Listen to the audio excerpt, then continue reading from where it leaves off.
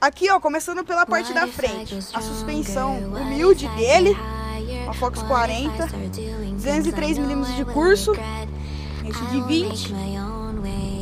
A mesa dele é uma mesa integrada Anser, eu acho que é assim que fala. Tanto faz. Anser, é Anser. Claro que é Anser. O guidão é um Nuket Pro, muito louco. Acho que é 780 mm. A roda dele é um aro VMAX, simplesão mesmo, mas aguenta porrada. O disco, nós não sabemos. Porém, ele já vem de vermelho de fábrica. É, bem top. O freio dele é um humilde Avid Cod R, 4 pistões. Humilde mesmo, pneu Shawang 2.70.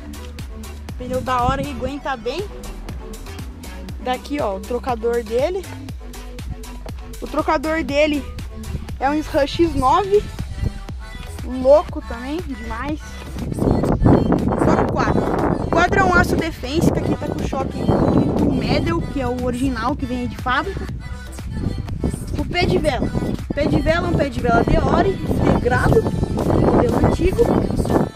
Uma coroa aí, Tirten, de 39 dentes. Pedal Free Agent, que os caras usam bastante aí pra fazer bicicross, porque ele tem os cravos reguláveis. Você cortei minha perna ontem. Mostra aí, Léo. Aí, ó, esse é o resultado. Daí, o banco dele é um banco Trush, bem legal. Canote, sei lá o que é, acho que é Transex. A braçadeira é Transex. O guia é um da Bomb, recoil. Então, aqui o câmbio dele é um SRAM X9. O cassete é reduzido da SRAM, corrente SRAM. Então, agora aqui falando da roda traseira dele. É um aro VMAX com raio inox, com um cubo Hup, um pneu Maxxis Minion 2.50. E essa é a bike, fiquei com o vídeo.